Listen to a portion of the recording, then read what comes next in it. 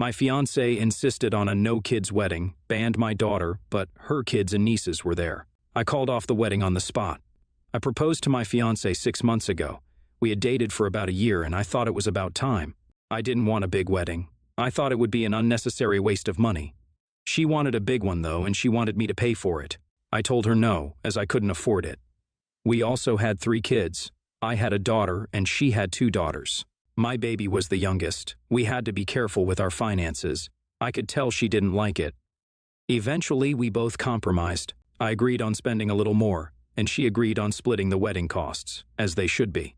She said she wanted a no-kids wedding, and I hesitated. I wanted my daughter there, but she seemed persistent about that rule, so I relented. I asked her to bond more with my daughter. They both were comfortable with each other, but they weren't that close. She said that they would bond with time, and I believed her. I knew it would take time to develop a relationship.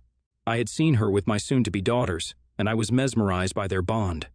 It was beautiful, and I wish my daughter could experience such a thing too. This point was what led me to propose. As time passed, I could see that she was stressed out, so I tried to pamper and relax her as much as I could. I knew wedding preparations were stressful. I was present for everything, though. I was a part of every decision. I didn't force her to spend time with my daughter, but I did mention it a couple of times. I wanted to give them both space to form their relationship naturally. I did send my daughter toward her a few times, but she usually ignored her, telling her she was busy or making up an excuse. I didn't like it. I could see she spent time with her daughters. Now that we are going to be a family, she should make an effort too.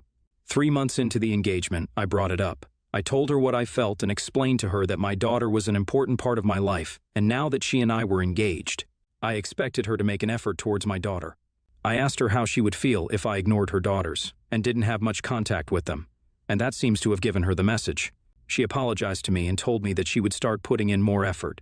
2 months passed and she had taken her out 2 to 3 times. It wasn't much, but at least she was trying. I understood that the wedding was nearing, and she had other things to do too. My daughter was really sad that she couldn't come to the wedding. I felt really bad. I spoke to my fiancée about it and asked her to at least agree to let our kids be there. After all, they were our family. She said it would be too stressful and she didn't want them to make a mess. I tried explaining it to my daughter, but she was hurt and cried a little. My heart broke. I really wanted her to be a part of my big day. She understood though. Let's move on to my wedding day. When I entered the venue, I loved how everything looked. It was beautiful, but as I looked around while walking inside, I was surprised to see both of her daughters and some of her nieces there. I stopped midway in shock. I had asked her and tried to convince her to let at least our kids be at the wedding, and here I see all the kids in her family standing there, all dressed up. I felt angry. This was a no-kids wedding, right? Then why were they there? I walked right back out. I could hear the whispers behind me. It was mostly our family and friends, so around 30 people. The doors of the venue shut. Her sister came out a minute later and asked me what happened. I asked why there were kids at the wedding. She grew nervous and tried to make an excuse, but I blew her off and walked away. I tried calling my fiancée because I wanted an answer, but I couldn't reach her. 10 minutes later, a car pulled up, and it was my fiancée. As she got out, she smiled at me, confused. I was very angry at this point. I had seen the look on my daughter's face when I told her she couldn't attend. She was a part of me, and I loved her to death. I had still compromised for my fiancé. As she walked near me, I spit out, "Why are the kids at the wedding?" I could see the surprise on her face. I didn't get an answer. Everybody was out of the car and questioning what was going on. I asked her again, "Why are your daughters and nieces, practically every child in your family, there at the venue? This is a no-kids wedding, right?" She started out that she could explain. I waited. She told me that this was a very last-minute decision since they had no one to watch them, so she let them come to the wedding. Can you believe her? I laughed in her face. I asked her if she thought I was a fool. I told her that she knew how badly I wanted my daughter to be there, and she had insisted on this no-kids rule. And now she was telling me that this was a last-minute decision. I laughed in her face again. I asked her where she had managed to get matching dresses at the last moment. Her mother came up to me and asked me not to make a scene for such a small thing, and I lost it. I yelled at her to back off. I glared at her and asked her how she would feel if her fiancé's daughters and nieces were all there at a no-kids wedding, and her daughter wasn't. That shut her up. Her father didn't know what was going on. He asked his daughter about it, and she was starting to tear up. I was raging, though. I asked her if this is what she meant by starting a family. I told her my daughter seemed to be nowhere in there. She started saying that it was a mistake. She apologized and tried to hold my hand, but I stepped back. I told her this wasn't what I had envisioned when I proposed to her. I walked back inside and went up to the minister. I took the mic from him and announced myself. I told them all that there was a change in plans. She had come running in at this moment. I announced that the wedding was off. I made the reason very clear, too. I didn't want to be painted as the bad guy. I explained to all of them exactly what had happened and why the wedding was canceled. She ran out in embarrassment. I was so angry. After that, I walked out with my family behind me. I went back home with my best man, who was my best friend and the godfather to my daughter. He didn't say much, but stood by me. He knew how I felt.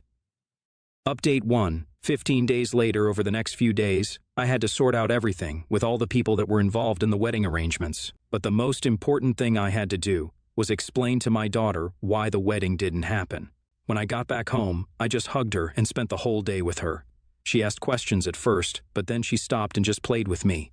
I had packed all my fiancé's stuff and kept it outside. I didn't want to talk to her or interact with her. I know I could have handled the situation better.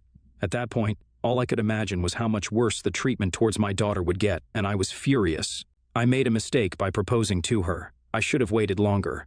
I was just so blinded by what could be that I didn't see what it was.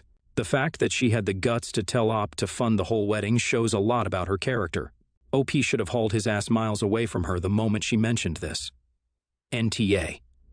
OP was blinded by green flags that weren't even there. He dodged quite a few bullets at the end. So her daughters and nieces were all there, and when asked, she couldn't even come up with a proper reason. Really last-minute decision?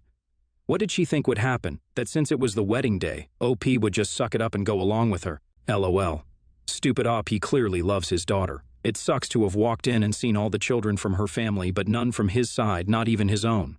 Though I think he could have handled it in a better way, his rage is justified. He is not the a-hole.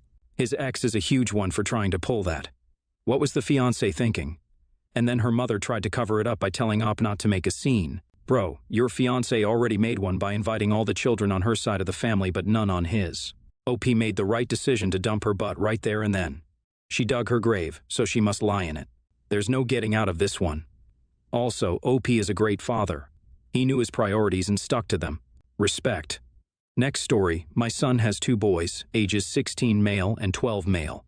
Their mom and my son's first wife died suddenly 10 years ago. My son and the boys were lost. 8 months later, my son met a woman and fell very hard and fast for her. He admitted to his dad and I that he felt like everything could be perfect again. The boys could have a mom present, and he could have a wife again. We warned him that it might not be that easy, but he was so happy again and appeared to have lightened after meeting her, so we tried not to say too much. His oldest son, for the sake of the post, we will call him Cole, did not take to my son's now second wife, Emma, very easily. My son and Emma married 2 years after his first wife died. Emma had lived with him 6 months prior to the wedding. The youngest, Jamie, started to call Emma mom almost immediately, but he was so little with no memories of his mom. Cole was different. He did not want to call her mom and did not like the idea of her being his second mom. He was adamant he did not want to like that. It became especially clear during the wedding that things would not go well. My son and Emma planned a small exchange between her and the boys, meant to be a sweet moment to celebrate the joining of the family, but Cole wanted no part in it and sat out while his brother and Emma took part. After that, we suggested to our son that everyone could do some therapy, and he listened. It's clear that our son has grown to resent Cole for not embracing Emma and being part of the family the way he wanted him to be. Their relationship is incredibly strained, and Cole is polite but very distant with Emma. He treats her more like he does his teachers than he does the rest of the family, and it angers our son. I have seen my son visibly frustrated when Cole calls her Emma, or when he talks about his mom. A few days ago, my son was ranting and raving about how Cole is a stubborn brat, and how he will never be able to understand why he can't accept Emma as a mom too. He said that adoptive kids don't dig in their heels this way and refuse to accept a new parent, that most are so grateful to have someone. He said it's disrespectful to him, Emma, and to Jamie, that it undermines the family they all want to have, and Cole refuses to try. Also, that he wishes Cole was more like Jamie, that Jamie handled things right, that Cole is disrespectful to him as his dad by not listening. And he also said he finds it hard to look at Cole and feel the same as he does for Jamie because of all this. I reprimanded him for talking like that about Cole. I told him he needs to get over himself and accept his son and find a way to accept that neither Cole nor Jamie's way is inherently right, and it's about what's right for them as individuals. I also told him Cole can feel every bit of that anger, and one day he would lose his son if he can't accept the truth for Cole and let go of all this frustration. My son told me I will never understand and should not speak to him like he's a child, i.e. Tia. My parents divorced when I was 7. My dad was in the Navy, and I didn't see him from 1st grade until 8th grade, and after that I didn't see him at all. My mom and stepdad got together when I was 16. I was very much used to the idea of not having a dad. He wasn't trying to be my dad, but he took care of me and paid for some of my college and helped me, out with the car and all that. My mom pushed so hard so fast for me to call him dad, like before they were ever married or engaged. She really ruined it for me. I'm one of those people that if they're told to do something, they do the opposite. Now that I'm older and he's been in my life longer than my real dad ever was, I would like to call him dad, but I can't get over the mental block of that being what my mom wanted and tried to force on me. If I called him dad, I know she would make it into a huge deal, and I just can't cope with that, which sucks for me and him because I deserve a dad, and he deserves to be called dad. Edit, I say all of that to say that his dad doing all of this and treating him this way may contribute to him never being able to call her mom. Oh, this whole thing is really upsetting to me. My partner passed away 4.5 years ago when we had a 10 and 3-year-old, and I also had a 16-year-old that had lost his dad 5 years beforehand, and he was close with his stepdad. They are now 8, 15, and 21. I couldn't ever imagine taking this stance as the surviving parent. I waited 3+ years to think about dating seriously, and I'm now in an amazing relationship with someone, and he has 3 teenage kids. Neither one of us is under any expectation of each other's children thinking of us as primary parents. Step-parents, sure, but that's completely different from forcing a relationship. I'd be ecstatic if his children eventually looked at me as a trusted parental figure, someone that they felt they could come to, but I also understand that it's complicated when it comes to your bio parents. My kids are open to amazing people in their lives, but only the youngest may still accept a parental figure, but she happens to be the one most outwardly affected by her dad's unexpected death. The thing that dad isn't getting is that you don't get to replace their deceased parents. You may be lucky when you introduce someone into their lives, but they should never be expected to accept a new parental figure, especially so soon after their beloved mother's death. This whole thought process is awful, and I don't like it. NTA up, but your son sure is. It's amazing that he thinks that a 2-year-old and a 6-year-old would react the same way to a mother's death. A 2-year-old doesn't exactly understand, though they may be upset. For a 6-year-old, a parent's death is a world-shattering event because you know that everything will now change. But you don't have the kind of coping mechanisms that a lot of adults have. He will have felt completely betrayed and abandoned by his father because to him at 6 it feels like his mom is being replaced, and by the sounds of it, that's exactly what has occurred. Jamie handled things the right way because he was so young and could easily accept a new parent. Cole was always going to have a harder time. That poor child lost his mother and is going to lose his father too, because his dad is a selfish a-hole who resents a literal child for not forgetting his mom after 6 months, 10 years ago. Next story. I was married to a wonderful man for 10 years. He passed away in a car accident when our children were 6 and 4. When I remarried 5 years later, my new husband had an 11-year-old son.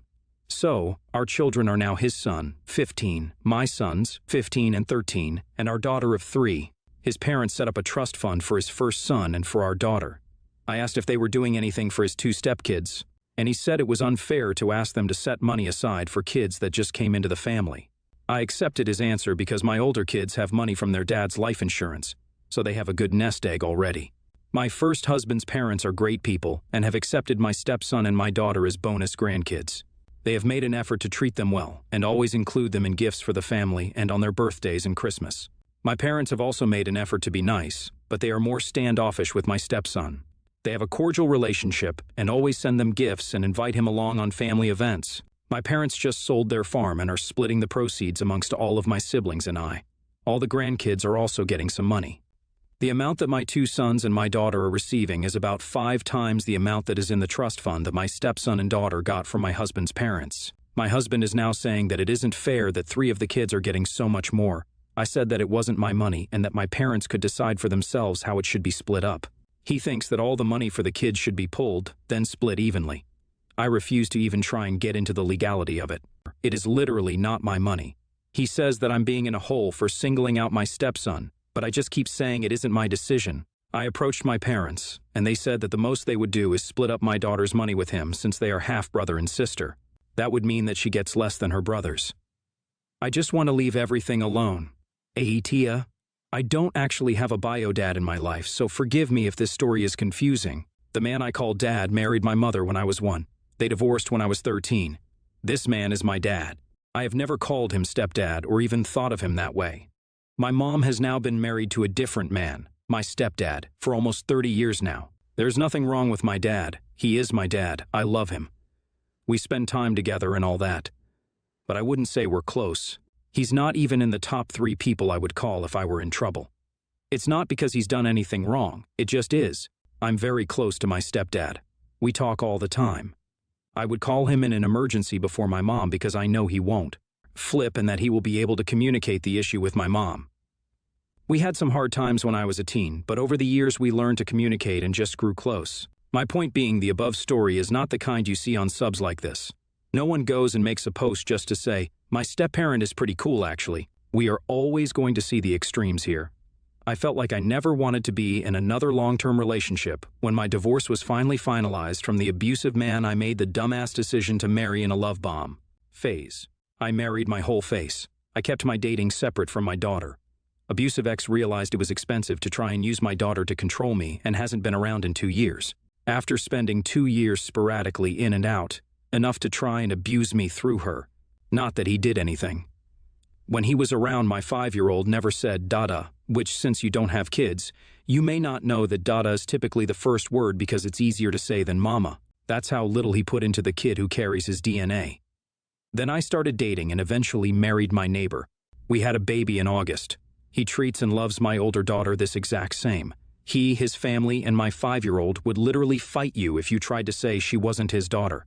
Over the moon. The murder she always wanted, but 2 granddaughters as well. His father and him have said on multiple occasions that my older kid is amazing and that if my ex-husband wants to piss away his fatherhood, then good riddance. And it's an honor to be in my kid's life as her father. I never wanted another baby or a husband. My friends and family were shocked when I went and did both.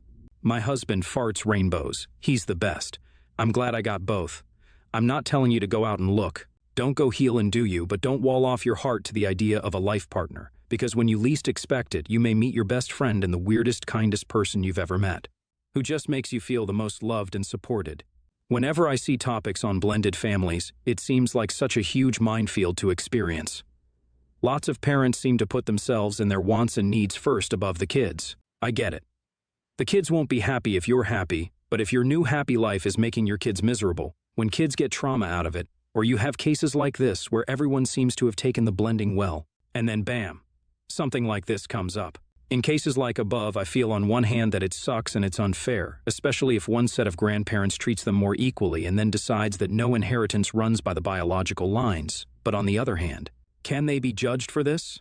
They want their biological grandkids to be set up well.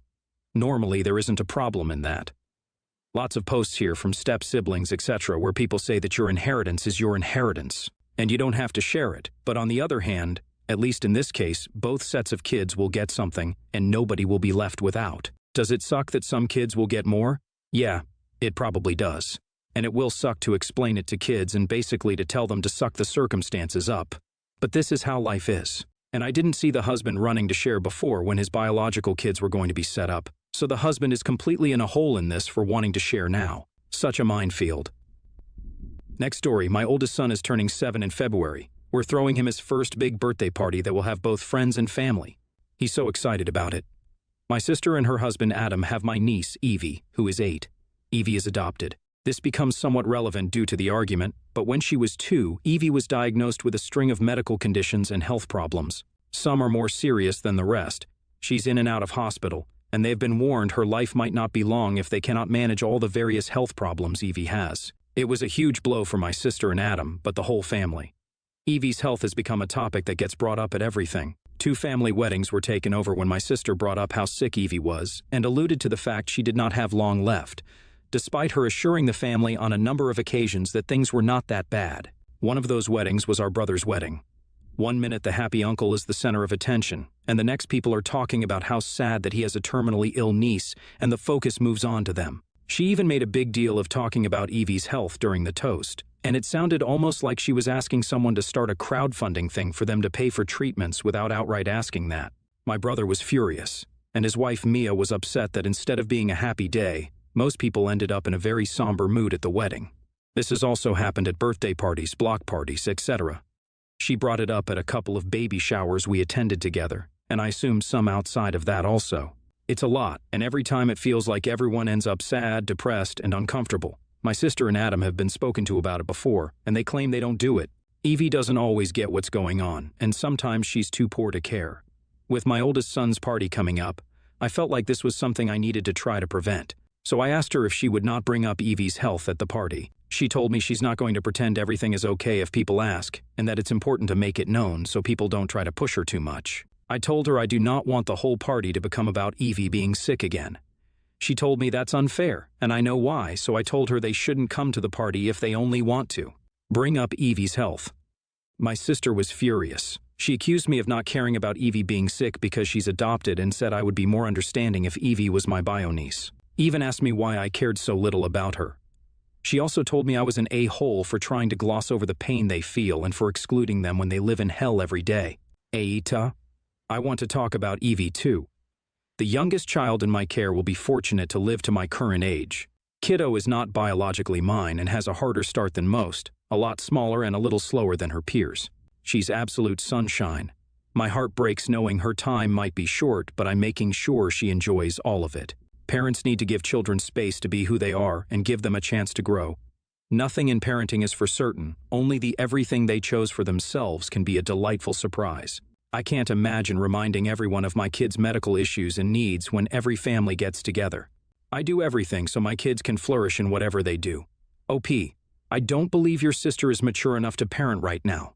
Maybe they need to grieve or something, but looking for the spotlight on the back of Evie's medical needs in every situation is too much. She needs to respect her daughter's privacy and future by creating a safe and nurturing space for her to grow up.